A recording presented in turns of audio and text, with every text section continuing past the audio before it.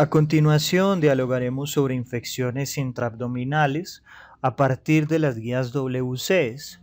Las infecciones intraabdominales son emergencias quirúrgicas que afectan a países de altos y bajos ingresos.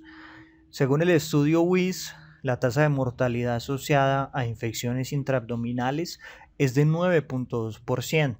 Sin embargo, algunas series afirman que la mortalidad de estas entidades ronda el 7 al 34%.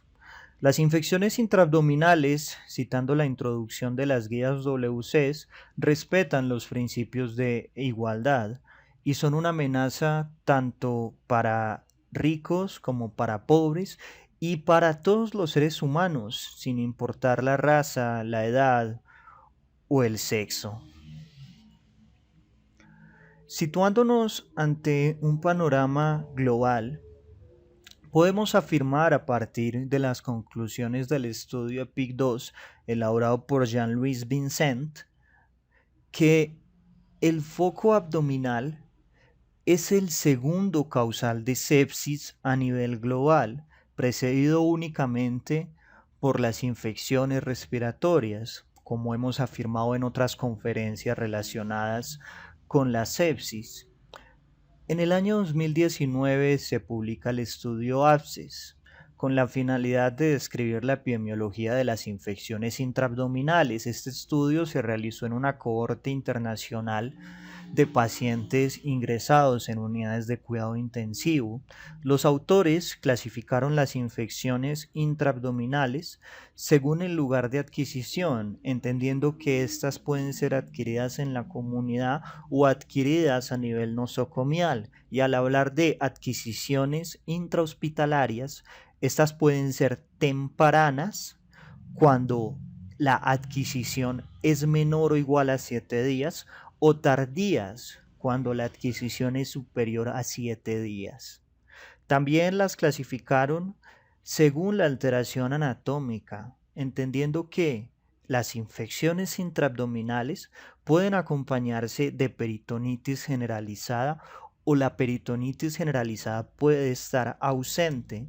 De igual forma, la expresión de la enfermedad subyacente se puede clasificar según la gravedad, entendiendo que puede ser una infección, una sepsis o un choque séptico. Y retomamos entonces algunos conceptos básicos, empezando por el de infección, que se refiere a la invasión y multiplicación de patógenos en un tejido. En este caso, el tejido en cuestión es la cavidad intraabdominal. La sepsis es un síndrome clínico que se caracteriza por la presencia de disfunción orgánica que es secundaria a una respuesta desregulada del huésped a la infección. Esto según la definición de sepsis publicada en el año 2016, que representa la tercera definición de la misma. Y el choque séptico se refiere a una disminución crítica de la perfusión tisular que está asociada a una hipotensión persistente a pesar de una óptima reanimación con líquidos. Teniendo esto claro, el estudio en cuestión, que contó con 2.621 pacientes, encontró que la peritonitis primaria representaba el 3,9% de las infecciones intraabdominales, la secundaria el 65% y la terciaria el 4%. La peritonitis relacionada a la diálisis peritoneal representó solo el 0,3%, los abscesos el 6,9%, las infecciones biliares 12,2%, las pancreáticas 6,3%, la tiflitis 0,3% y el megacolon tóxico 1,6%. Las infecciones fueron responsables del 6,3% de las infecciones intraabdominales, entendiendo infección como la invasión y la multiplicación de un patógeno en un tejido. La sepsis representó el grueso de las infecciones intraabdominales un 60.7% y el choque séptico un 33.1%. Por otro lado, no existieron disrupciones anatómicas en el 23.5%, hubo peritonitis localizada en el 37.4% y peritonitis difusa en el 39.1%. Las infecciones fueron adquiridas en la comunidad en un 31.6% de los sujetos, fueron tempranas de inicio hospitalario en el 25% y tardías de adquisición intrahospitalaria en el 43.4%. Un dato muy interesante fue que la resistencia antibiótica se presentó en el 26.3% de las infecciones. Las bacterias gram negativas resistentes de difícil manejo fueron el 4.3% y la mortalidad global fue alta en relación al valor introductorio que mencionan dentro de los aspectos epidemiológicos en las guías WCs. Estamos hablando que este estudio, el estudio ABSCESS, notificó una mortalidad de 29.1%.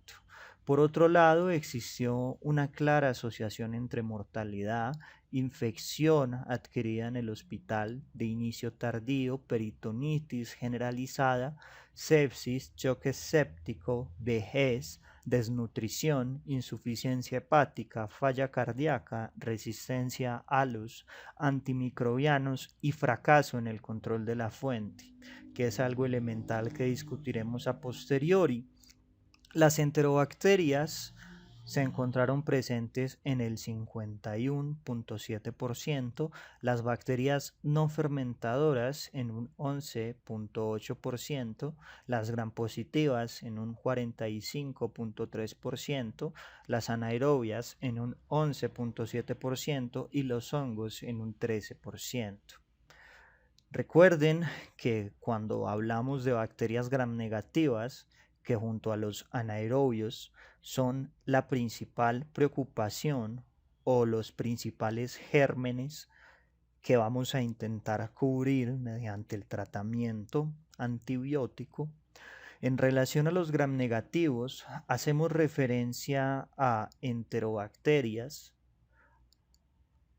otras bacterias gram negativas y bacterias no fermentadoras.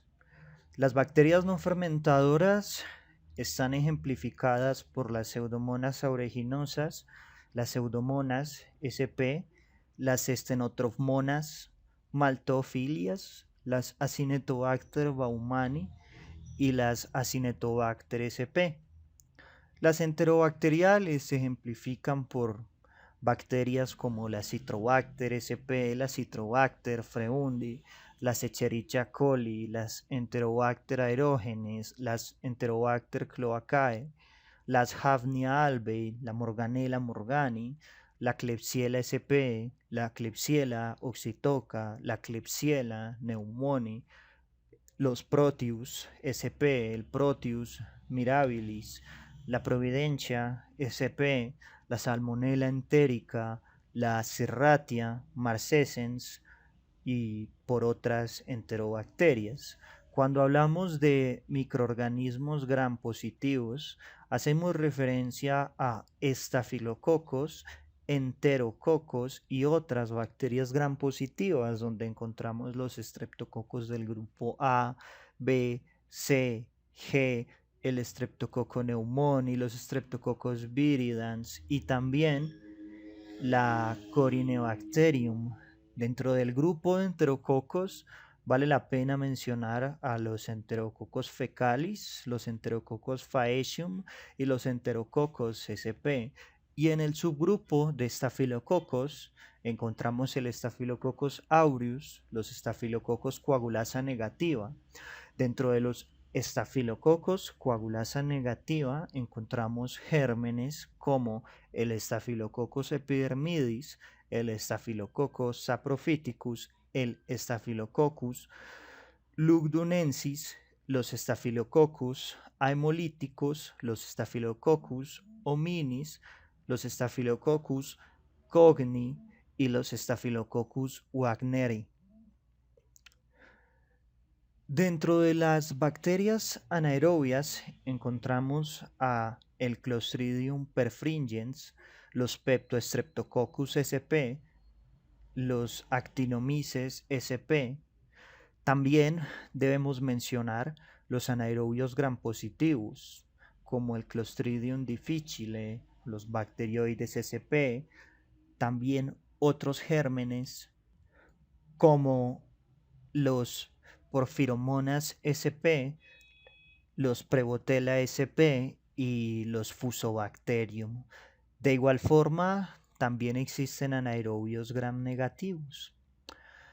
Por otro lado, dentro del grupo fungi encontramos a los Aspergillus, las Candida albicans, las Candidas glabrata, las Candidas krusei, las Candidas parapsilosis, las Candida tropicalis, entre otros microorganismos. Ahora, los pilares de tratamiento de las infecciones intraabdominales, según las guías WCs, son el reconocimiento temprano de la infección, el control de la fuente, la terapia antimicrobiana y la estabilización fisiológica del paciente en la unidad de cuidados intensivos. Claramente, todo esto combinado con un enfoque quirúrgico óptimo. Uno de los pilares del éxito para el manejo de las infecciones intraabdominales es el control de la fuente, y para eso debe existir un trabajo conjunto entre intensivistas, cirujanos, médicos generales e incluso médicos del servicio de urgencias, porque son ellos los que toman las principales pautas de conducta una vez el paciente ingresa en estado de shock a un hospital. Para poder hablar de manejo de infecciones intraabdominales, vamos a partir de las recomendaciones publicadas en las guías WCs. Las guías WCs se publican a partir de un esfuerzo de trabajo hecho por las entidades que vemos en pantalla, el WCS, el GAIS, el CICE, el WCIS y el AST. Ellos crearon un documento a partir de una revisión exhaustiva no sistemática de la literatura, y a partir de ello proponen, basados en la evidencia, unos estándares de atención global. Son unas guías que realmente vale la pena leer, además de que son muy bonitas. Recordemos que el diagnóstico de las infecciones abdominales en esencia es clínico, se fundamenta en la semiología. Al final de esta charla realizaremos un pequeño paréntesis con los signos clínicos más importantes dentro de la exploración abdominal. Pero volviendo a la idea central, el diagnóstico de las infecciones abdominales en esencia es clínico. Estos pacientes van a llegar al servicio de urgencias o se van a presentar durante su estancia hospitalaria con dolor abdominal de inicio rápido que se va a asociar a signos de inflamación local y, como no, dependiendo de la severidad, a manifestaciones de inflamación sistémica. El paciente puede tener fiebre, taquicardia, taquipnea, hipotensión, oliguria, alteración del llenado capilar o signos de hipoperfusión. Esto va a depender del grado de compromiso que exista. Por ello, nosotros debemos llenarnos de argumentos durante la exploración semiológica para poder encontrar un foco. Existen algunas alternativas u herramientas que nos pueden clarificar un diagnóstico y nos pueden otorgar información complementaria, como la medición de la proteína C reactiva y la procalcitonina. Estos son marcadores que indican la presencia de un proceso inflamatorio en el caso de la PCR, y en el caso de la procalcitonina, esta se puede aumentar en el contexto de infecciones fúngicas e infecciones bacterianas. Son herramientas que en conjunto pueden guiar la terapia antibiótica. Sin embargo, esto es un poco más complejo, como veremos más adelante. Recordemos que la procalcitonina se libera cuando los monocitos se adhieren con las células parenquimatosas como parte de una respuesta sistémica a una infección. Esto ocurre en muchos tipos de infecciones. Sin embargo, en las infecciones localizadas, por ejemplo los abscesos, la procalcitonina pierde utilidad. Cuando nosotros tenemos dudas sobre el diagnóstico de la infección intraabdominal particular, la ecografía, la tomografía axial computarizada con contraste de abdomen y la resonancia magnética pueden ser herramientas de gran utilidad para poder realizar un diagnóstico exacto. Cuando nosotros hablamos de los principios de manejo, el principio de manejo más importante para el paciente con una infección intraabdominal es claramente el control del foco infeccioso. Posteriormente, el restablecimiento de la función del área afectada. Es claro que un adecuado control de la fuente disminuye mortalidad, acorta tiempo de hospitalización y disminuye el requerimiento de antibióticos. Poniendo un ejemplo particular que profundizaremos más adelante, la apendicitis no complicada. Cuando un paciente tiene una apendicitis no complicada y se hace un manejo oportuno a tiempo, realmente no existe un requerimiento de antibióticos en el posoperatorio. Sin un adecuado control de la fuente, el uso de antibióticos tiene poco o ningún efecto. Se puede dar toda la cantidad de antibióticos que ustedes puedan imaginarse, pero la respuesta no va a ser óptima. Por ejemplo, un paciente con una peritonitis generalizada. Hemos dialogado en la conferencia de peritonitis cuando abordamos su fisiopatología y mencionábamos un trabajo elaborado por Clements, una frase muy interesante y muy bonita, y es que la peritonitis es un motor del fallo multiorgánico por la liberación masiva de interleuquinas, y dicha peritonitis se genera en respuesta a una noxa infecciosa y la inflamación de las células.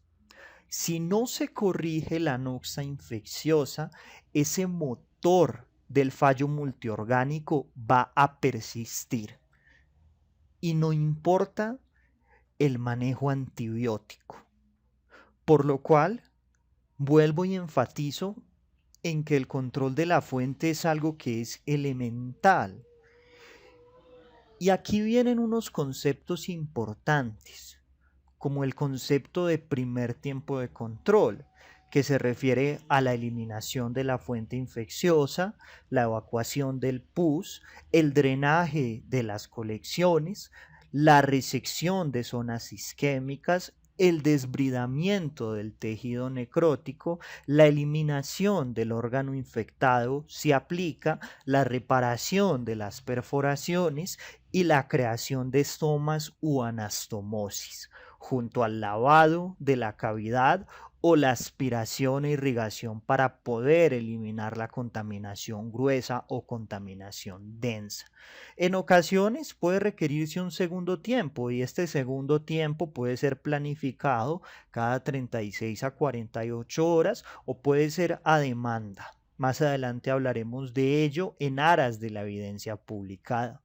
En el año 2007, Van Ruller publica un estudio comparando la relaparotomía a demanda versus la laparotomía planificada. que acabamos de mencionar, a qué se refiere cada uno de estos conceptos. El equipo de Van Ruller aleatorizó 232 pacientes, 116 individuos a estrategias de relaparotomía a demanda y 116 a estrategias planificadas.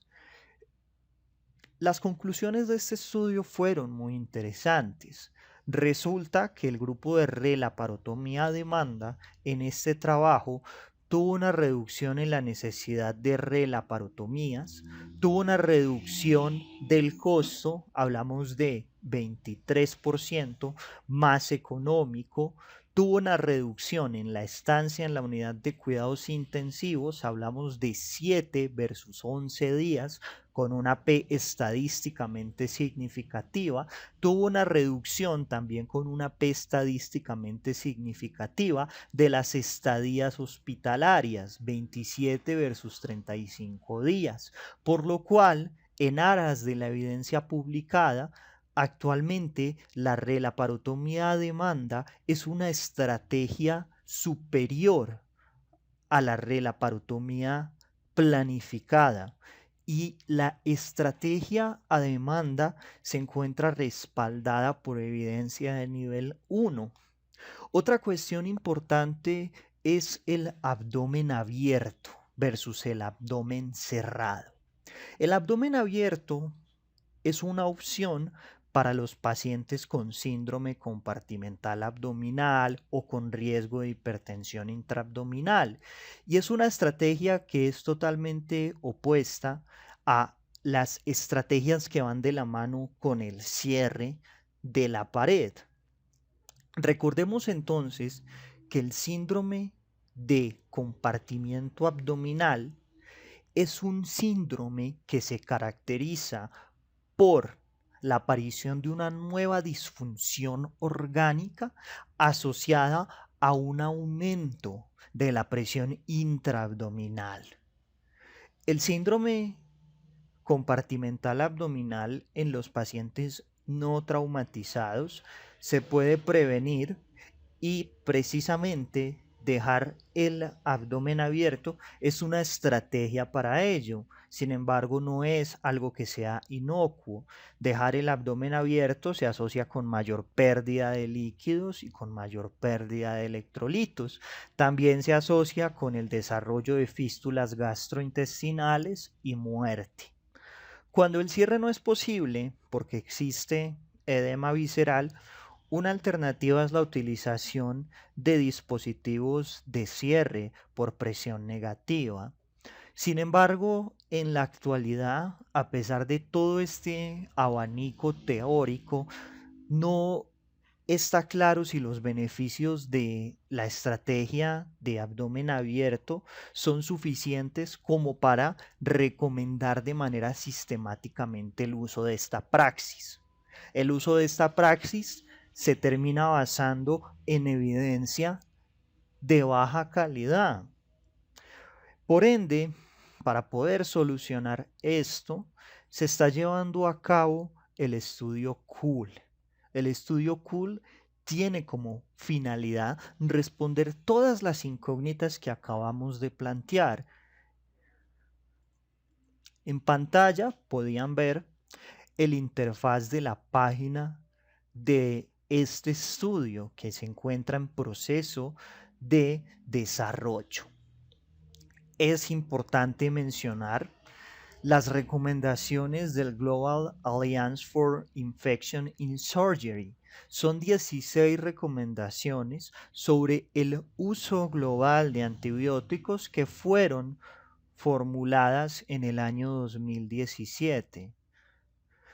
Estos principios son controlar la fuente de la infección y percátense que es el principio esencial, el inicio temprano de la terapia antibiótica una vez se reconozca la infección, lo cual va de la mano con las recomendaciones del Surviving Sepsis del año 2021.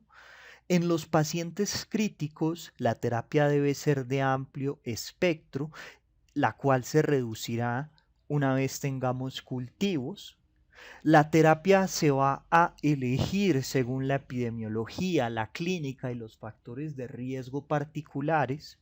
Se deben obtener muestras para cultivo antes de iniciar la antibiótico-terapia y también para estudios microbiológicos. Se deben asegurar objetivos farmacocinéticos y farmacodinámicos claros. Se debe adecuar y evaluar el tratamiento antibiótico día a día. Una vez controlada la fuente, los cursos de antibióticos cortos han demostrado ser tan efectivos como los cursos largos, y uno de los estudios que podemos mencionar en el contexto de las infecciones intraabdominales es el estudio STOP-IT.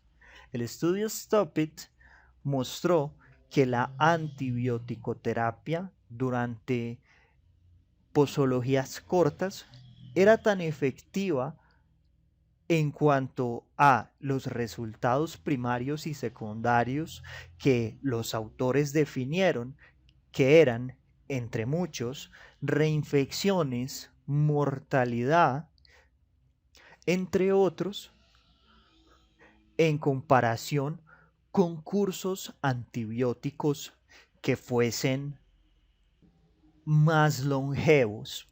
En otras palabras, los resultados de este estudio mostraron que las posologías cortas eran tan eficaces como las posologías largas. Si bien ese estudio tuvo algunos inconvenientes, ya que por futilidad fue cancelado antes de tiempo y no se llegó a la población objeto, sí permite, sobre todo a partir de sus análisis post hoc, extraer algunas conclusiones interesantes. La novena recomendación que debemos mencionar es que en las infecciones intraabdominales moderadas, 4 días de manejo antibiótico son tan efectivos como 8. En las bacteriemias, manejos de 5 a 7 días son tan efectivos como 7 a 21 días. En los pacientes que cursen con neumonía asociada a la ventilación mecánica, 8 días son tan efectivos como 15. El fracaso antibiótico con evidencia de infección puede requerir una segunda intervención. La procalcitonina es una herramienta útil para guiar la duración de la terapia antibiótica en pacientes críticamente enfermos. Los médicos deben estar entrenados en infecciones quirúrgicas. Eso es algo elemental para un éxito dentro del manejo. Se deben implementar medidas de prevención y de control junto a programas de administración de antimicrobianos, y se debe monitorizar el consumo de antibióticos, al igual que se debe retroalimentar. Lo que recomiendan es que esto se haga cada 3 a 6 meses. Ahora, en cuanto a los principios de la antibioticoterapia, debido a los gérmenes que se asocian con las infecciones intraabdominales, la terapia antibiótica empírica debe incluir agentes que sean activos contra bacterias aerobias gram negativas, estreptococos aerobios y organismos anaeróbicos entéricos. Debemos siempre tener en mente los factores más importantes para predecir resistencia. Y estos factores son la adquisición nosocomial, especialmente en los pacientes internados en la unidad de cuidados intensivos o en sujetos que tengan hospitalizaciones por más de una semana. Los pacientes que utilicen corticosteroides, los sujetos que hayan recibido trasplante de órganos, que tengan antecedentes de enfermedad pulmonar o enfermedad hepática, o los sujetos que hayan recibido pautas antimicrobianas previas. En relación a los principales factores de riesgo para adquirir gérmenes con patrones de resistencia BLE, estos son hospitalizaciones durante 48 horas en los últimos 90 días, pacientes que hayan sido expuestos a antibióticos de amplio espectro durante 5 días en los últimos 90 días, o pacientes que hayan sufrido algún tipo de colonización por un microorganismo ble en los últimos 90 días.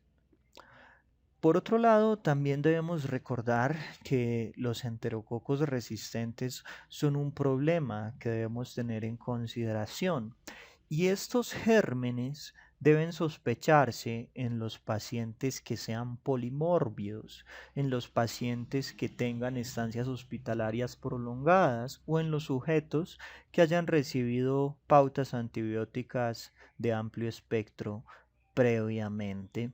En relación a la candidiasis, no se recomienda de manera rutinaria la terapia antifúngica empírica en los pacientes con infecciones intraabdominales adquiridas en la comunidad, exceptuando pacientes críticamente enfermos o sujetos inmunocomprometidos. ITSA sugiere que consideremos la terapia antifúngica llenándonos de argumentos a partir de lo que dice la Sociedad de Infecciones de América para pacientes con evidencia clínica de infección intraabdominal y factores de riesgo significativos para candidiasis. Y esos factores de riesgo son cirugías abdominales recientes, fugas anastomóticas o sujetos que tengan pancreatitis necrotizante que no mejora a pesar del tratamiento antimicrobiano. En general, para poder dar cubrimiento a la mayoría de los microorganismos, como ustedes verán más adelante, se recomienda como antibiótico de primera línea amoxicilina en clavulanato junto a algún aminoglucósido como la micacina o la gentamicina. Otras alternativas son las cefalosporinas asociadas a metronidazol o el uso de otros regímenes que contemplen la utilización de fluoroquinolonas. Como estrategia ahorradora de carbapenémicos se puede considerar también la utilización de tigecyclina. También es importante que hablemos de las otras pautas en el manejo de la sepsis. Recordemos entonces al estudio WIS. El estudio WIS mostró que la mortalidad en las infecciones abdominales aumentaba según el compromiso que tuviese el paciente. En los sujetos sin sepsis hablamos de mortalidades de 1.2, en los sujetos con sepsis de 4.4, en los pacientes con sepsis grave de 27.8 y en los sujetos con choque séptico de 67.8%.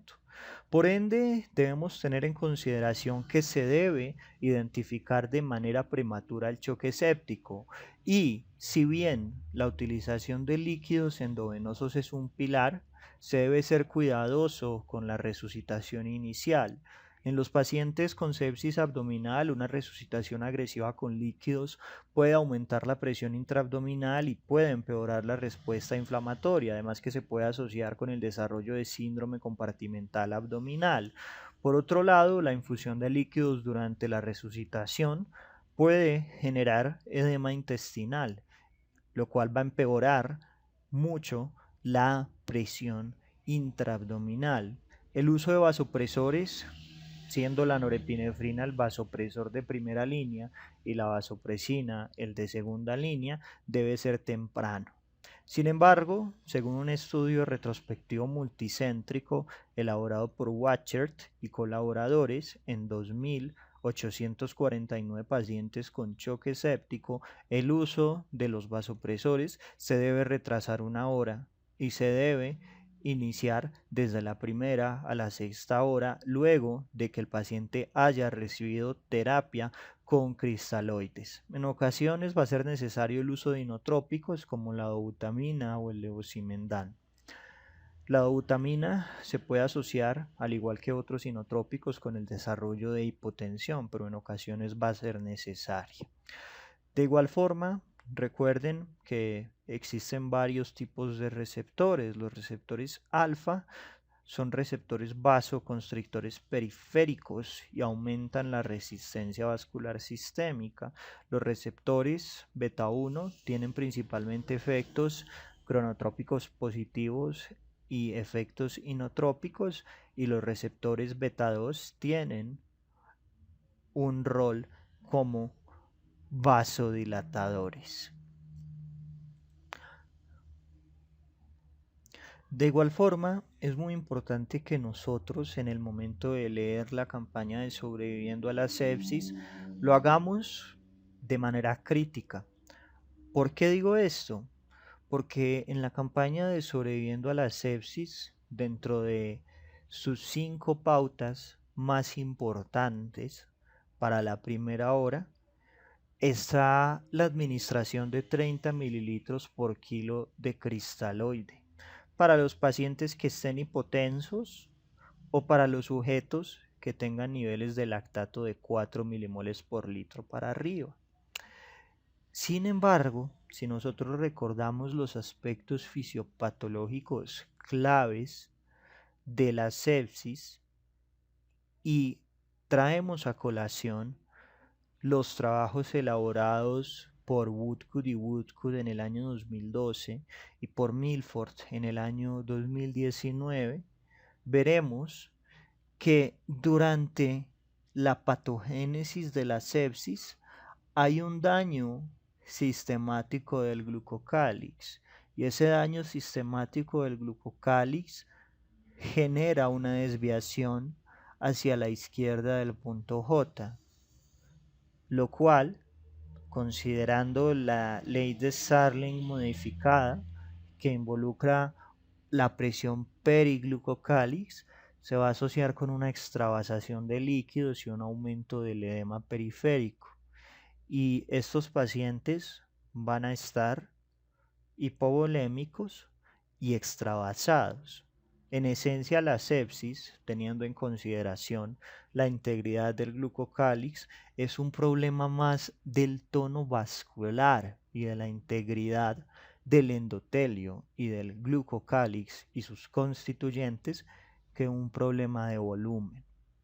En este sentido, cuando hablamos de reanimación hídrica, vale la pena utilizar protocolos que contemplen la medición de variables dinámicas y de variables estáticas de respuesta a volumen, variabilidad de presión de pulso, variabilidad de volumen sistólico, diámetro de la vena cava, elevación pasiva de las extremidades inferiores e incluso valores de PVC, aunque la PVC no es un parámetro al igual que otras mediciones estáticas idóneo para poder determinar la respuesta a volumen. No recuerden las otras pautas de la campaña de Sobreviviendo a la Sepsis, como la obtención de cultivos de sangre antes de la administración de antibióticos, el uso inicial de antibióticos de amplio espectro que a posteriori se reajustarán según el resultado del cultivo y el antibiograma, y la utilización de vasopresores para poder mantener presiones arteriales medias de 65 milímetros de mercurio en adelante. De igual forma, vale la pena traer a colación el estudio SEPSIS-PAM, recordando un subgrupo de este estudio que fueron los pacientes hipertensos.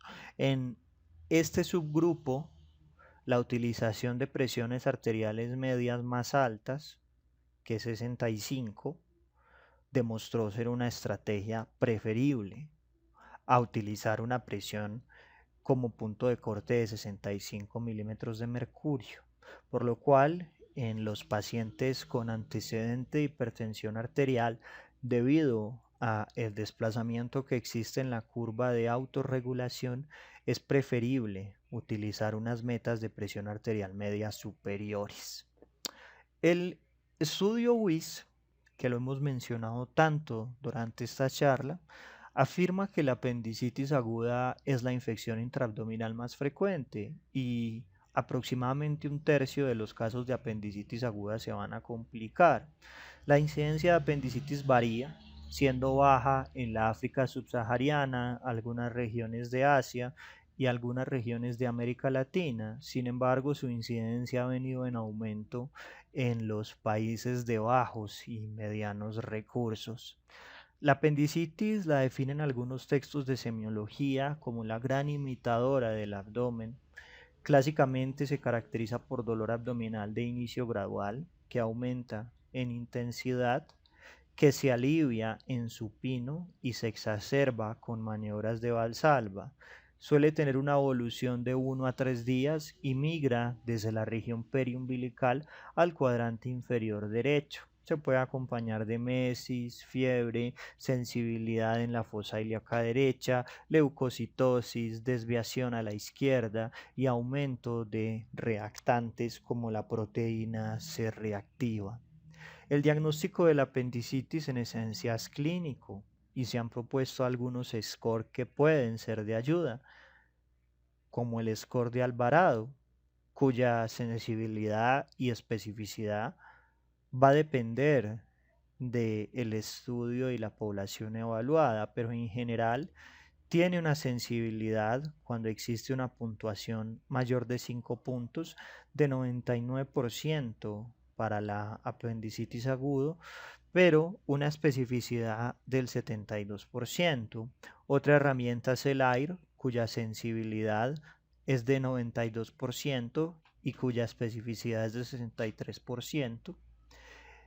Sin embargo, los estudios publicados han mostrado que la utilización de la escala AIR se asocia con una menor realización de imágenes, de exploraciones negativas, de cirugías para apendicitis no perforada, ingresos hospitalarios, y también existe la escala AS, cuya sensibilidad es de 96% y su especificidad es de 58%. Cuando el diagnóstico no es claro, algunas alternativas son el ultrasonido, la TAC y la resonancia magnética. La TAC claramente es superior al ultrasonido, sin embargo el ultrasonido no genera irradiaciones al paciente, a pesar de que, como mencionamos, la tomografía axial computarizada es el estudio de imagen más preciso para poder evaluar la sospecha de apendicitis. No obstante, las guías WCES recomiendan que en las sospechas intermedias se utilice ultrasonido y si no es concluyente se utilice tomografía axial computarizada basado en el principio de disminuir las irradiaciones. Los hallazgos que se esperarían encontrar imagenológicamente son un diámetro del apéndice superior de 6, un espesor de la pared aumentada, un aumento de la cogenicidad de la grasa mesentérica local, la presencia de apendicolito, la presencia de líquido libre circundante al apéndice, la presencia de abscesos locales, de ganglios linfáticos mesentéricos locales agrandados y el engrosamiento del peritoneo. La presencia del apendicolito es muy importante, sobre todo cuando nosotros entramos a hablar del manejo de la apendicitis. Una propuesta que recientemente ha cobrado interés es la antibioticoterapia sola en el contexto de las apendicitis no complicadas, siempre y cuando, y esto es elemental, siempre y cuando el paciente no tenga la presencia de un apendicolito en la tomografía axial computarizada de abdomen. A pesar de ello, la tasa de recurrencia de la terapia antibiótica ronda hasta el 30%, es extremadamente alta. En cuanto a el tratamiento de elección, es la apendicectomía laparoscópica según las guías WCES. También se puede considerar la apendicectomía abierta como una alternativa. En el caso de la apendicitis no complicada, el tratamiento puede ser solamente con el control de la fuente, sin necesidad de antibióticos, como habíamos mencionado en un inicio de la conferencia. Y en el caso de la apendicitis complicada, se recomienda el control de la fuente y un curso antibiótico de 4 días. En cuanto a los cursos antibióticos recomendados, la primera línea es la amoxicilina clavulanato, 2.2 gramos cada 8 horas, y se puede añadir gentamicina a razón de 5 a 7 miligramos por kilo día. Otra alternativa que se debe utilizar cuando la presencia de enterobacterias resistentes es mayor al 20%, pueden ser cefalosporinas como la ceftriaxona, la cefotaxima o la cefuroxima asociadas a metronidazol. La piperacilina tazobactam cada 6 horas u en infusión continua asociada a gentamicina es una alternativa recomendada en los pacientes críticamente enfermos, y en los pacientes con alergia a los betalactámicos se pueden utilizar regímenes con fluoroquinolonas como ciprofloxacino, 400 miligramos cada 8 a 12 horas, asociadas a metronidazol, o regímenes basados en aminoglucósidos con amikacina y metronidazol. Y en los pacientes con alto riesgo para BLES adquiridas en la comunidad, se puede considerar la utilización de ertapenem a razón de 1 gramo cada 24 horas para los pacientes con enterobacterias con riesgo de la presencia de bacterias productoras de BLE. En cuanto a la colecistitis aguda, debemos recordar que la prevalencia de cálculos biliares en los países occidentales es de 7.9% para los varones, y para las mujeres, muy en consonancia con la famosa mnemotecnia de las Fs, de female, de fat, de fertility, es de 16.6% para las féminas. La colecistitis aguda ocurre en 1 a 3% de los pacientes con cálculos biliares sintomáticos. Los cálculos biliares no siempre están presentes en la colecistitis, y un 10% de las mismas pueden ser acalculosas. Cuando existe un cálculo, se genera un aumento de la presión dentro de la vesícula y el órgano se agranda. Las paredes se engrosan, el suministro sanguíneo disminuye y se puede formar un exudado. La vesícula biliar se puede infectar, puede sufrir necrosis, puede sufrir gangrena, y si no se trata, la vesícula se puede perforar, y la perforación de la vesícula biliar es algo que es potencialmente mortal. Los cálculos suelen ser de colesterol en un 70% y en menor medida pueden ser pigmentarios o mixtos. En relación a la clínica, se caracteriza por dolor abdominal en el cuadrante superior derecho, signo de Murphy positivo, que se define como dolor a la palpación del cuadrante superior derecho durante la inspiración profunda, sensibilidad abdominal y la presencia de un bulto palpable en la vesícula biliar, elevación de la proteína C reactiva, leucocitosis y desviación a la izquierda de las células. El examen de elección más fácilmente disponible es el ultrasonido, y en casos no concluyentes se puede considerar la toma de un TAC, que termina siendo un método imagenológico principalmente útil para poder ver complicaciones. En la tabla 3 vemos que la sensibilidad del ultrasonido es del 81% y la especificidad de 83%, con un LR positivo de 4.8 y un LR negativo de 0.2. En el caso de la colecistinografía, la sensibilidad es de 96% y la especificidad de 90%, con un LR positivo de 9.6% y negativo de 0.04. En el caso del ATAC, la sensibilidad es del 94% con una especificidad del 59%, un LR positivo de 2.3 y un LR negativo de 0.1. Y en el caso de la resonancia magnética hablamos de sensibilidades de 85% y especificidades de 81%, con un LR positivo de 4.5 y un LR negativo de 0.2. En pantalla podemos ver los hallazgos compatibles con colecistitis aguda en ecografía. Sin embargo, recuerden que el diagnóstico se hará a partir de los criterios de Tokio que los vemos en la tabla 1. ¿Qué hallazgos podemos encontrar en la ecografía? Distensión, podemos encontrar edema de la pared, podemos encontrar dilatación del conducto, podemos encontrar un signo de Murphy sonográfico, también podemos encontrar la presencia de cálculos en su interior y dependiendo del contexto infeccioso particular se puede encontrar aire. El diagnóstico, como mencionamos, se hace a partir de los criterios de Tokio. Los criterios de Tokio cuentan con 3 ítems. Los ítems del grupo A, B y C. Los ítems del grupo A hacen referencia a signos locales de inflamación, ejemplificados por el signo de Murphy o por dolor y la presencia de masa en el cuadrante abdominal superior derecho. El ítem B hace referencia a signos sistémicos de inflamación como leucocitosis, elevación de la proteína C reactiva o fiebre. Y el ítem C hace referencia a los hallazgos imagenológicos, que ya los hemos mencionado a priori, lo pueden ver en la tabla número 2.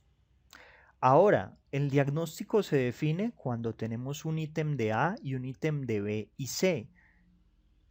Y se sospecha cuando tenemos un ítem de A y tenemos un ítem de B.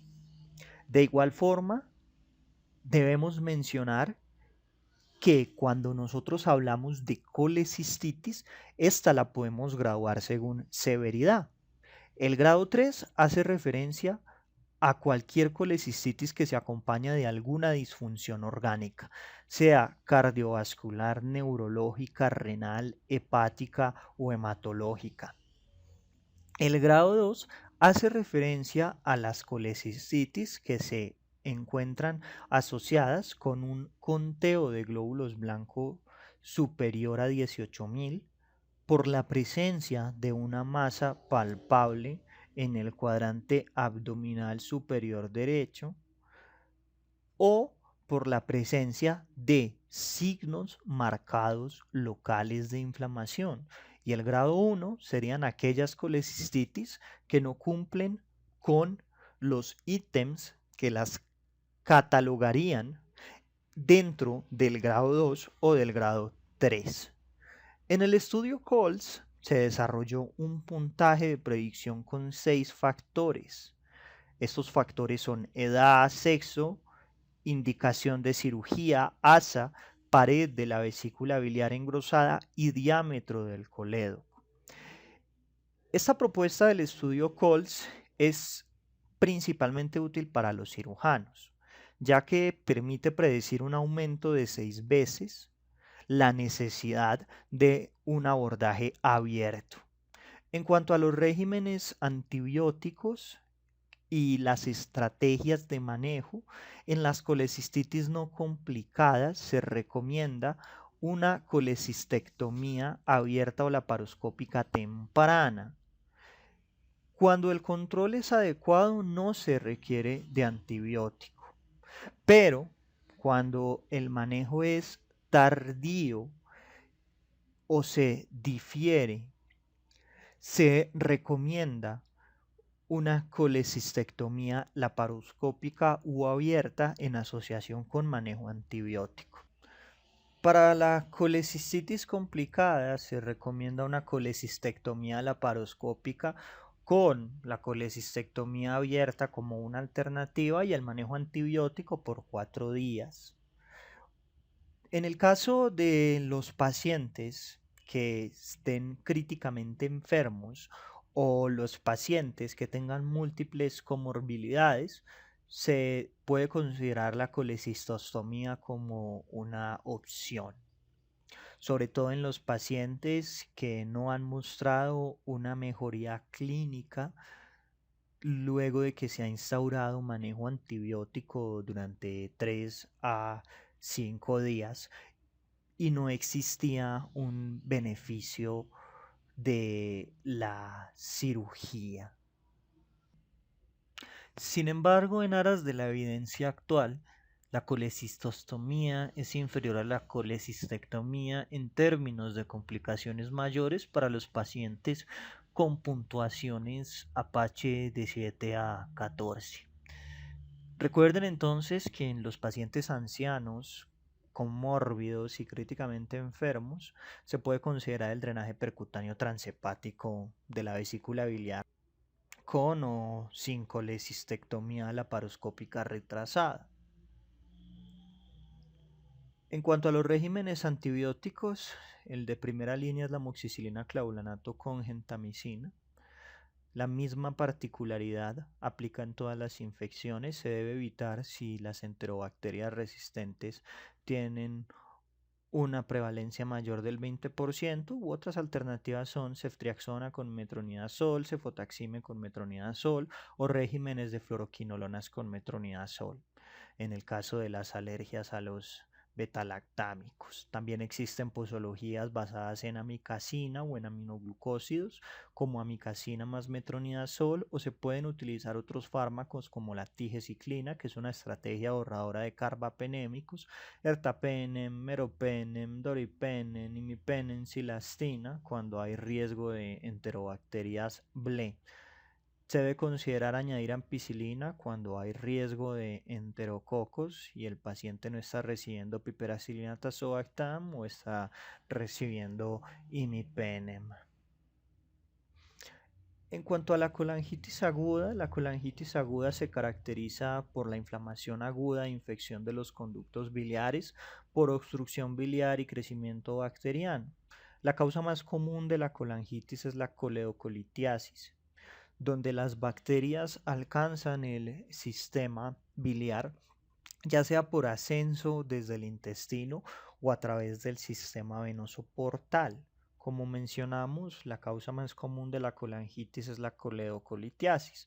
Clínicamente se caracteriza por fiebre, escalofríos, ictericia, dolor en el cuadrante abdominal superior derecho. Podemos encontrar la tríada de Charcot, que consiste en fiebre, ictericia y dolor abdominal, o la pentada de Reynolds, que se caracteriza por la presencia de la tríada de Charcot más confusión e hipotensión.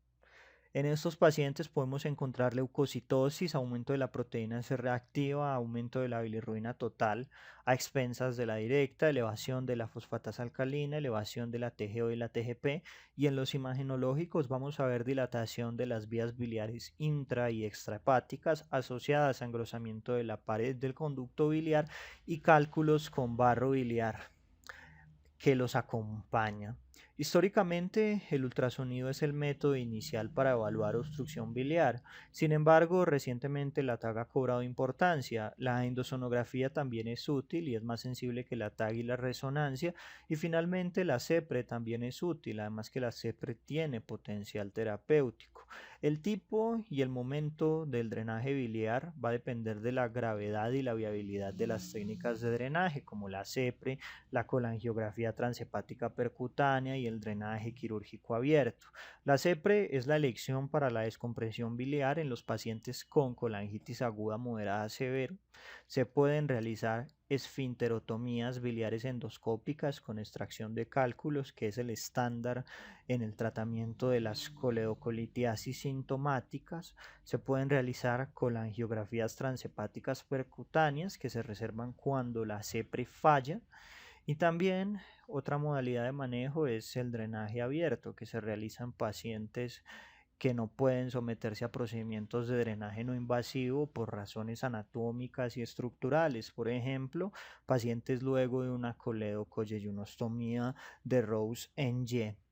En cuanto a los antibióticos que tienen una adecuada penetración a este segmento anatómico a nivel biliar, está la piperacilina tazobactam, la tigeciclina, la amoxicilina clavulanato, la ciprofloxacina, la ampicilina sulbactam, la levofloxacina y el cefepime. Estos fármacos tienen una menor penetrancia, pero en cuanto a regímenes antibióticos recomendados, continúa estando de primera línea la amoxicilina clavulanato con la gentamicina, y como alternativas la piperacilina tazobactam con gentamicina o las cefalosporinas con metronidazol.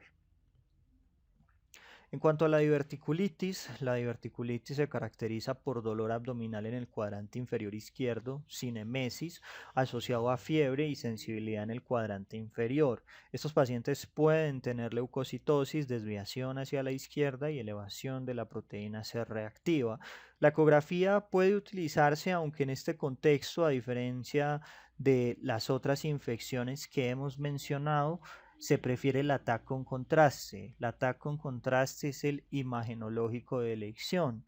Imagenológicamente esperamos ver engrosamiento de la pared intestinal, signos de inflamación en la grasa pericolónica y engrosamiento de la fascia. Por otro lado, también podemos encontrar signos de perforación intestinal como la presencia de gas extraluminal o de líquido intraabdominal. También podemos encontrar abscesos pericolónicos.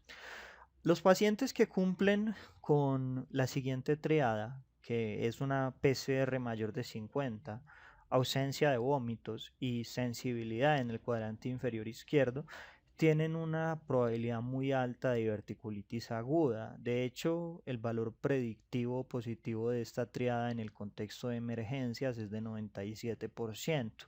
Vale la pena mencionar que en el año 2005 Kaiser modificó la clasificación clásica de Hinchey que todos conocen.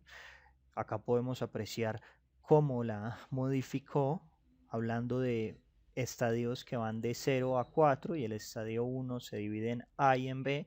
Y en el año 2015 el grupo de trabajo de diverticulitis del WCES publicó una propuesta muy interesante para la clasificación a partir del ATAC.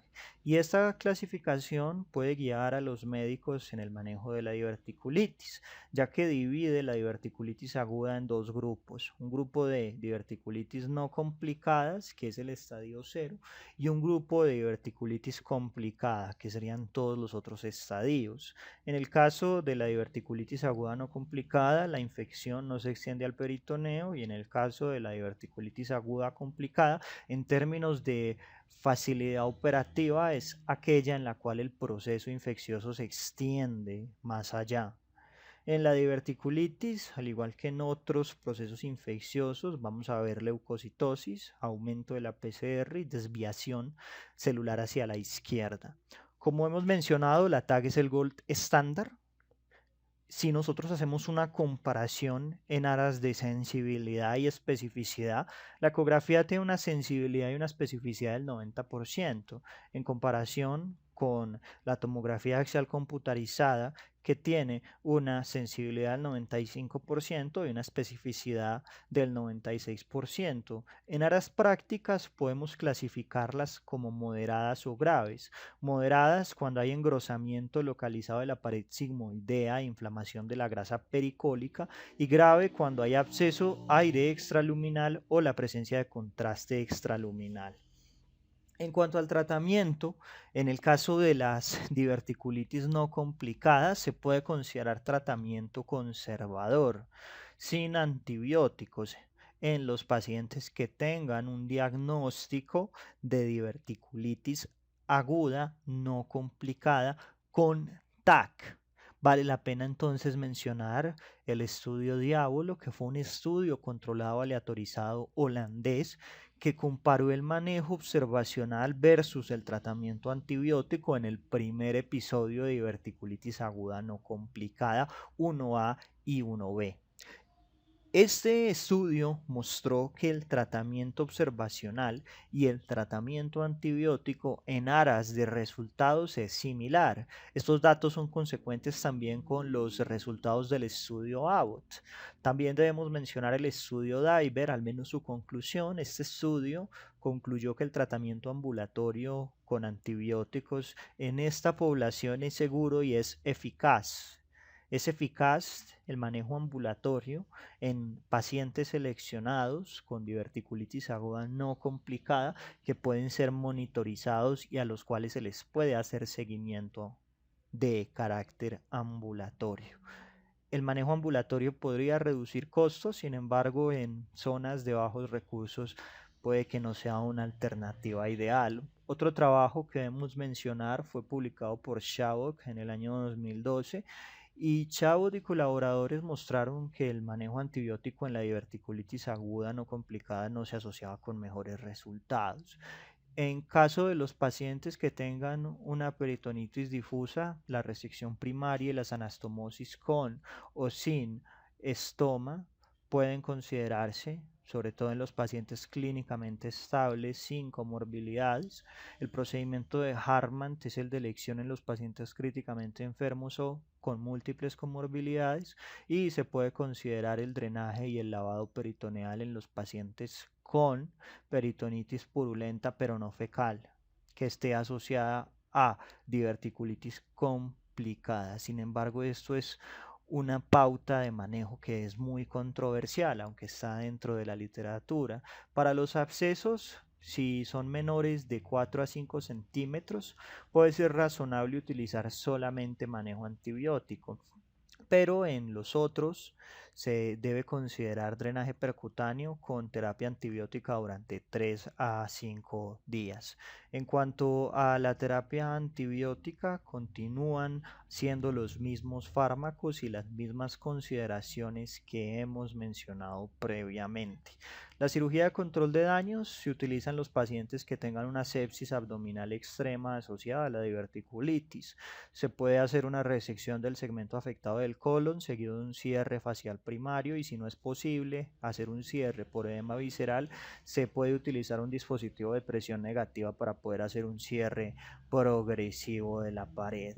La peritonitis difusa, como mencionamos, se maneja mediante recepción primaria y anastomosis con o sin estoma derivativo si el paciente está clínicamente estable y no tiene comorbilidades. Si las tiene o es crítico, el procedimiento de elección es el Hartmann. En los pacientes con peritonitis purulenta se puede hacer un drenaje y un lavado peritoneal laparoscópico, aunque sea algo controversial, y va a ser necesario dar manejo antibiótico durante 4 días, pero según la clínica se puede prolongar. El lavado peritoneal laparoscópico consiste en la aspiración laparoscópica de pus seguida de lavado abdominal, y en ocasiones se colocan drenajes abdominales que se mantienen durante varios días luego del procedimiento. Existe un gran debate en relación a este tema. Esto se debe a los resultados decepcionantes de estudios como el DILALA, el EIRIS y el SCANDIF. En cuanto a la perforación del intestino delgado, esta se debe sospechar en los pacientes con dolor periumbilical intenso y repentino asociado a fiebre, leucocitosis, desplazamiento a la izquierda y elevación de la proteína C reactiva. En este contexto, el arsenal imagenológico va a ser el ultrasonido, la TAC y la angiografía. La angiografía es muy importante cuando se sospecha de una isquemia mesentérica. Las perforaciones del intestino delgado son menos comunes en los países occidentales, y en los países desarrollados suele ser secundario la perforación del intestino a isquemias mesentéricas, estrangulaciones o enfermedad de Crohn, pero en países de Hispanoamérica, de Asia, de África, del Caribe y de Oceanía suele ser secundario a fiebre tifoidea. En la mayoría de las partes del mundo, la tasa de perforación varía entre el 0,6 al 4,9% de los casos en el contexto de fiebre entérica, pero en África Occidental está entre el 10 y el 33%. En la mayoría de los casos, cuando hablo de mayoría estoy haciendo referencia a un 72 a 78% de los casos, la perforación generalmente afecta 40 centímetros de distancia desde el ilion terminal. Otras estructuras que se pueden ver afectadas en menor medida son el yeyuno, el ciego, el colon, y muy en relación a la patología biliar que habíamos mencionado a priori, la vesícula biliar, aunque estos son sujetos que se encuentran en menor proporción en relación a las perforaciones del intestino delgado. En aproximadamente el 3 al 40% las perforaciones del intestino delgado son múltiples. En cuanto al manejo, se recomienda la resección segmentaria del intestino delgado, sea por métodos abiertos o laparoscópicos, y anastomosis primaria. En pacientes críticos o con edema grave del intestino se va a requerir resección abierta o laparoscópico con creación de un estoma. En la perforación tifoidea se puede hacer un cierre en dos capas de una sola perforación con tejido relativamente sano luego de refrescar el borde. Si la perforación es por isquemia, se debe hacer resección y anastomosis retardada en segunda intervención. Puede ser necesaria la reconstrucción abierta o endovascular de los vasos mesentéricos. Se puede hacer una creación de un estoma en los pacientes críticos con edema grave del intestino que impida la anastomosis, y en cuanto a la antibioticoterapia debe ser de 4 días en los pacientes inmunocompetentes y aplican las mismas consideraciones que hemos mencionado a lo largo de toda la charla.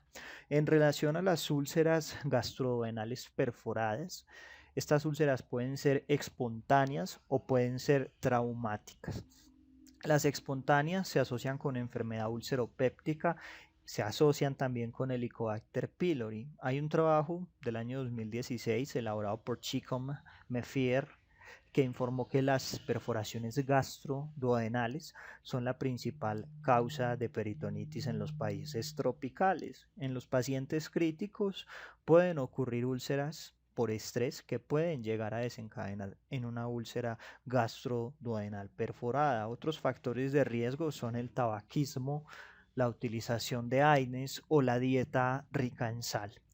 Se pueden utilizar pautas de manejo consistentes en suturas simples o dobles realizadas por vía laparoscópica o abierta con o sin parche mental.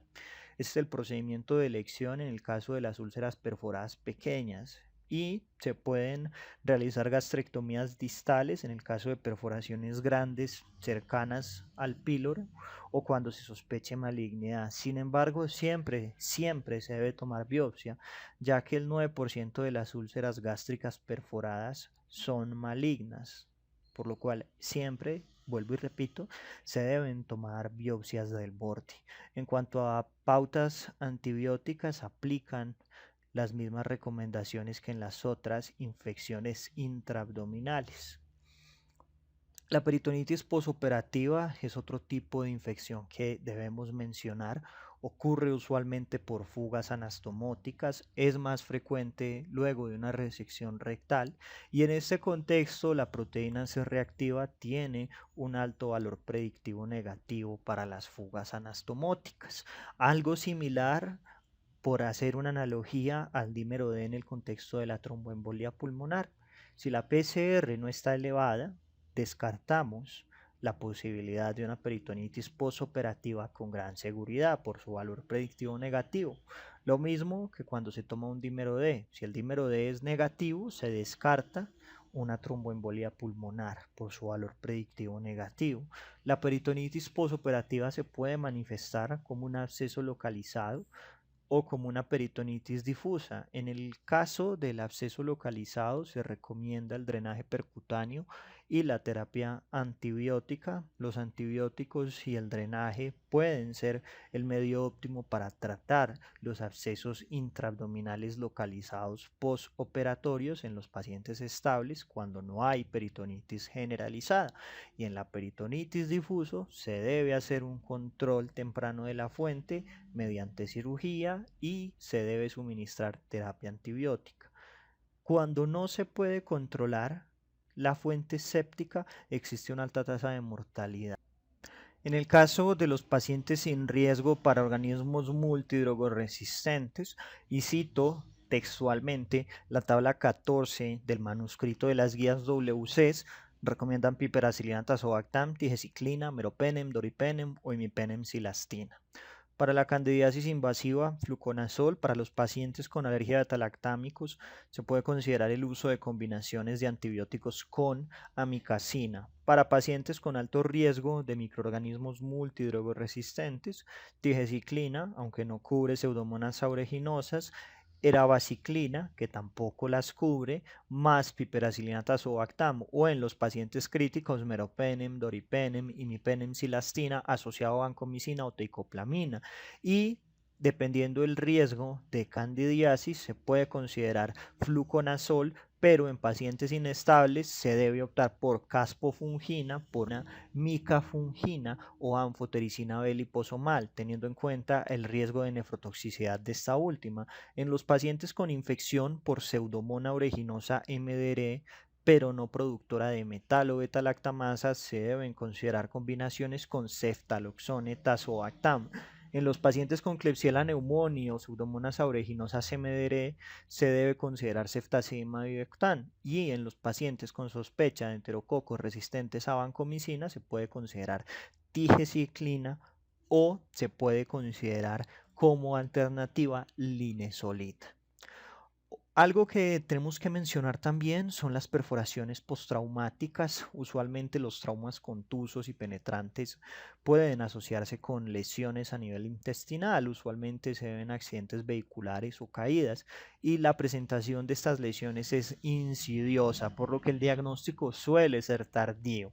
La lesión puede deberse a la compresión del intestino entre el cinturón y una vértebra o la pelvis. Se puede deber a un corte o a la desaceleración contra el borde del cinturón de seguridad o contra un objeto como el manubrio.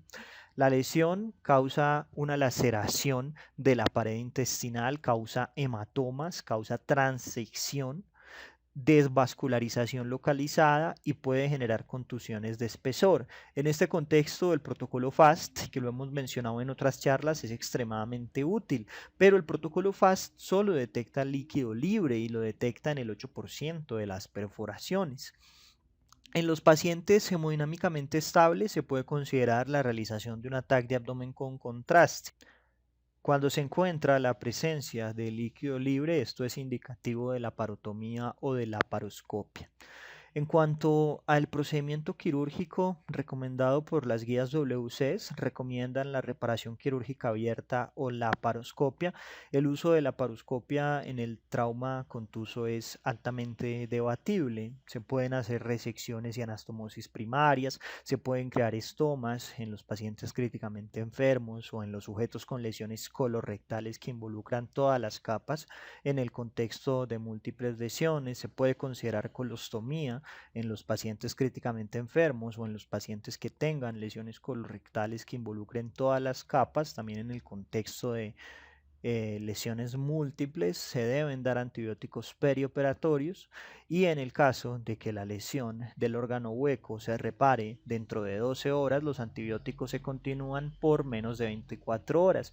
Regímenes antibióticos, todos los que vemos aquí, que los hemos discutido previamente. Es importante también hablar de la peritonitis terciaria. Cuando hablamos de peritonitis terciaria, hacemos referencia a una entidad controversial que se define como la persistencia o recurrencia de la inflamación, colonización e infección peritoneal luego de 48 horas de un tratamiento aparentemente adecuado de una peritonitis secundaria.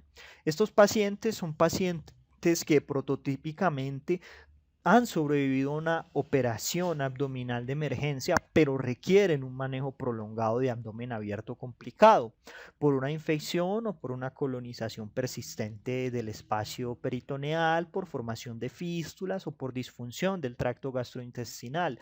La mortalidad de las peritonitis terciarias es extremadamente alta. Hablamos de mortalidades de 30 a 64%, y estos pacientes pueden desarrollar una enfermedad crítica crónica que se caracteriza por una estancia prolongada en la unidad de cuidados intensivos, infecciones repetidas, inflamación persistente, un estado de hipercatabolismo, fallas orgánicas asociadas y dependencia a soportes. Estos pacientes a menudo tienen complicaciones mecánicas, complicaciones hidroelectrolíticas. Son pacientes en los cuales existe una incapacidad para el cierre facial primario. Son sujetos que por ende van a tener defectos abdominales, formaciones de fístulas enterocutáneas o enteroatmosféricas, dificultades para la termorregulación, síndromes adherenciales, formación de abscesos, trastornos hidroelectrolíticos, deshidratación, entre otros. La enfermedad crítica crónica se define por una estancia en la unidad de cuidados intensivos de 14 días o más, la presencia de infecciones recurrentes o la existencia de disfunciones orgánicas persistentes. Según el contexto, existen propuestas de manejo, pero claramente el control infeccioso es muy importante. En condiciones agudas como la isquemia mesentérica o la perforación de vísceras, el contexto es mucho más complejo y se requiere la inmediata intervención quirúrgica. Las lesiones crónicas como la diverticulitis son lesiones que suelen abscesarse y suelen autolimitarse. Estas pueden beneficiarse según el tamaño y la localización de manejo antibiótico, drenajes intraoperatorios o drenajes percutáneos. Cuando la viabilidad intestinal o la viabilidad anastomótica es incierta, una posibilidad es el abdomen abierto con o sin terapia de presión negativa en la herida. Se ha descrito también la utilización de estrategias con o sin lavado peritoneal continuo. Cuando hay restos mucopurulentos densamente adheridos, se han propuesto reexploraciones seriadas y desbridamiento para poder reducir la carga bacteriana. Las laparostomías seriadas, planificadas con posterior uso de dispositivos de presión negativa, pueden reducir los niveles de interleuquina, sobre todo interleuquina 6, y por ende pueden mejorar la supervivencia en comparación con el cierre facial primario con drenaje intraperitoneal permanente y relaparotomía a demanda. Actualmente, como dijimos en un inicio, se está llevando a cabo el Cool Trial para poder responder qué estrategia es mejor. Muchos antimicrobianos se pueden utilizar para el manejo de la peritonitis terciaria, pero muchos de estos antimicrobianos sufren alteraciones farmacocinéticas por la enfermedad crítica o por la fisiopatología particular de la peritonitis terciaria. En estos pacientes, la resucitación con grandes volúmenes, el síndrome de fuga capilar, el metabolismo hepático aumentado, el aclaramiento renal aumentado y el soporte extracorpóreo pueden dar lugar a concentraciones séricas subóptimas cuando se emplean los regímenes de antibiótico tradicionales. La Sociedad de Infecciones Quirúrgicas y la Sociedad de Enfermedades Infecciosas de América recomiendan limitar la terapia antimicrobiana a 4 a 7 días. Un tratamiento antimicrobiano de 4 días es apropiado en pacientes no críticamente enfermos con infecciones intraabdominales y un control adecuado de la fuente. Un curso de 7 días puede reservarse para pacientes críticamente enfermos, así como para aquellos en quienes el control de la fuente es problemática. La valoración temprana por nutrición también es algo que es elemental.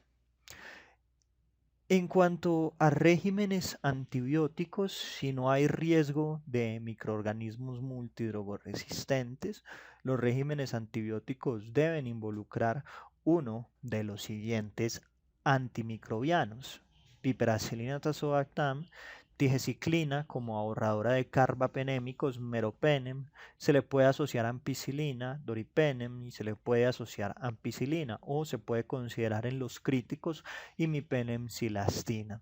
Si el paciente tiene riesgo de candidiasis invasiva, fluconazol. Si el paciente tiene alergia documental a los betalactámicos, combinaciones con amicacina. Y si los pacientes tienen microorganismos multidrogoresistentes, se debe considerar tigeciclina, erabaciclina, piperacillina tazobactam, o en el paciente crítico meropenem, doripenem o imipenem cilastina asociada a vancomicina o teicoplamina, asociada en el caso de que exista riesgo de candidiasis invasiva a algún antimicótico. Fluconazol si está estable, otros antimicóticos como la anfotericina B si el paciente está inestable.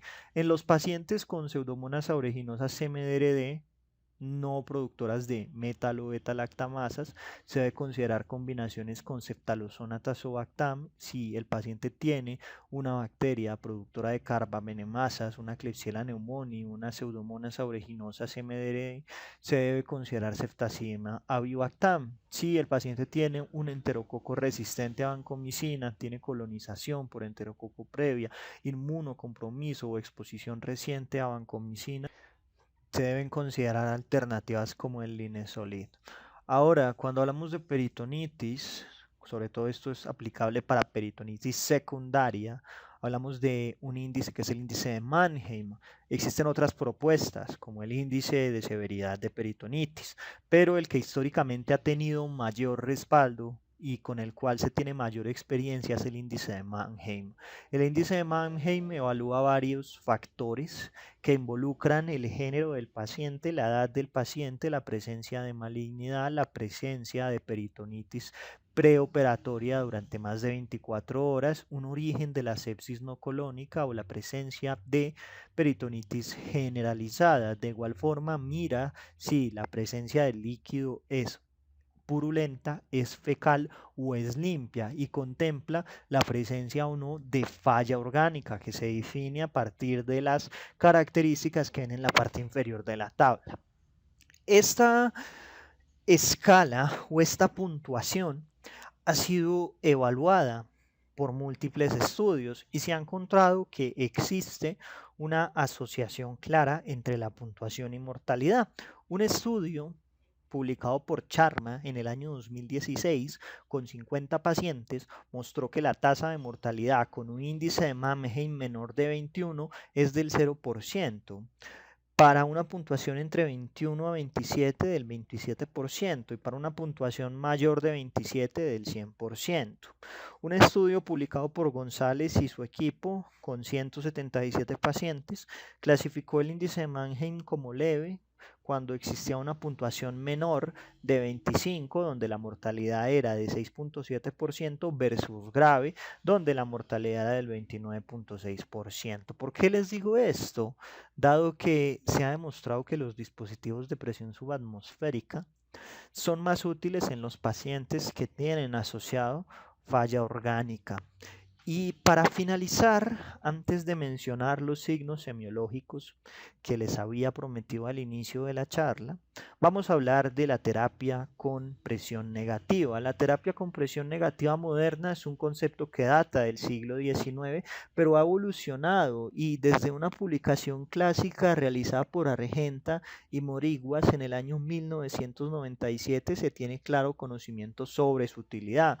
La terapia con presión negativa tiene como objetivo optimizar la cicatrización y el cierre de heridas complejas, aprovechándose de la utilización de presión subatmosférica.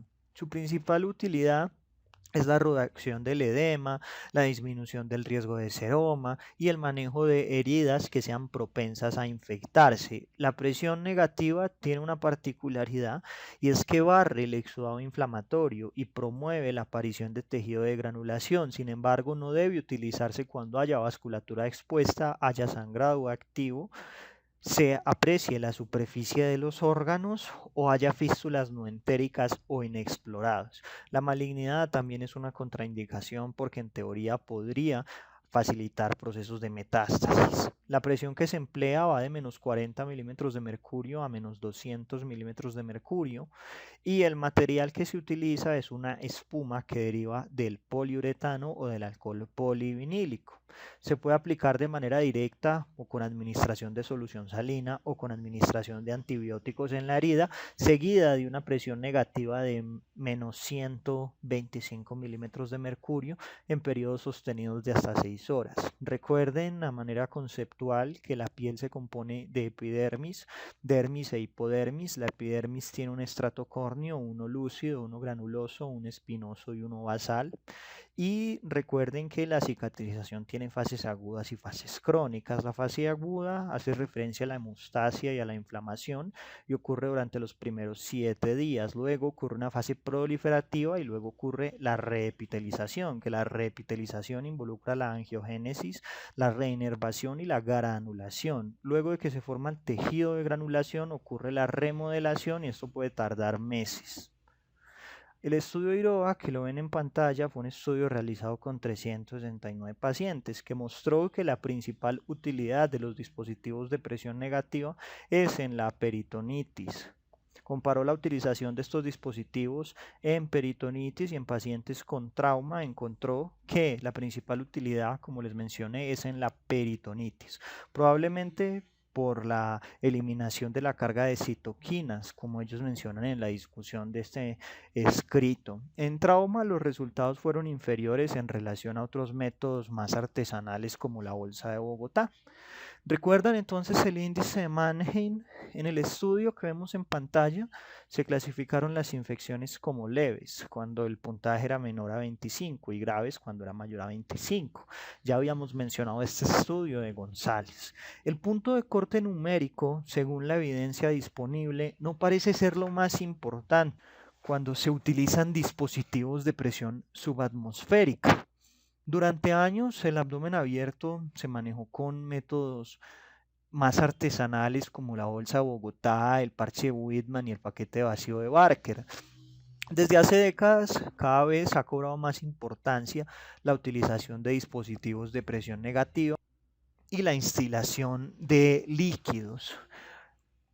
Un estudio publicado en el año 2017, que lo pueden ver en pantalla, fue un estudio retrospectivo con 48 pacientes elaborado por Cibaya y colaboradores, mostró que en los 48 pacientes con sepsis abdominal grave que tuvieron, comparado con otros trabajos similares, el tratamiento con dispositivos de presión negativo e instilación se asociaba con un aumento del cierre facial del 52%, una reducción de la estancia NUCI del 69%, una reducción de la estancia hospitalaria de 57% y una disminución de la mortalidad de hasta casi 4 veces.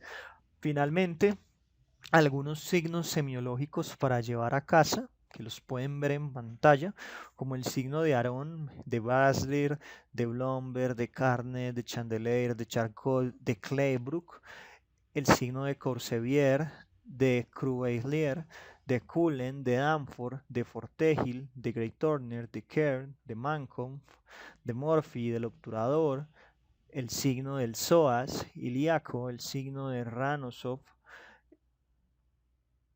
el signo de Robson, el signo de Ternhorn, y pueden apreciar en qué consiste en la tabla.